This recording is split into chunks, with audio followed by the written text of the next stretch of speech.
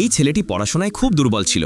এই কারণে সে কোনো কিছু যতই মুখস্থ করুক না কেন তার মনে থাকতো না। তখনই সে একটা বুদ্ধি আটে এবং তার দাদাকে চুরি করার বোর্ড তৈরি করে দিতে বলে। এই জন্য প্রথমে লোকটি রাজি হচ্ছিল না, কিন্তু ছেলেটির খুব জেদ করার ফলে সে রাজি হয়ে যায়। এরপর সে দোকান থেকে একটি বড় ফ্রেম এনে বোর্ডটির মাপে কেটে নেয়। এবার সমান আকারে কাটার পর সে সেটিকে নিয়ে গিয়ে একজন লোককে দেয়, যে তার উপর লেখা শব্দগুলিকে অদৃশ্য করে দিতে পারে। কাজ শেষ হওয়ার পর লোকটি তার ভাইকে সেই বোর্ডটি দিয়ে দেয়, যেটি স্কেল দিয়ে দেখার পরেই তার ভেতরে লেখা শব্দগুলি দেখা যাচ্ছিল।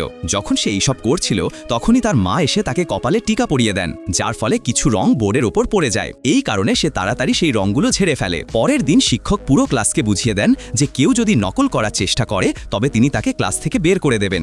এবার পরীক্ষা শুরু হয় এবং ছেলেটি ধীরে ধীরে নকল করা শুরু করে দেয়, কিন্তু শিক্ষকের তাকে দেখে কিছু সন্দেহ হয়। এই কারণে তিনি তার কাছে গিয়ে তার সম্পূর্ণভাবে তল্লাশি নেন, কিন্তু শিক্ষক তার কাছে কিছুই খুঁজে পান না। এই কারণে ছেলেটি পরীক্ষা দিতে বসে যায় এবং এবার সে অনায়াসে সমস্ত প্রশ্নের উত্তর সহজে লিখে ফেলে।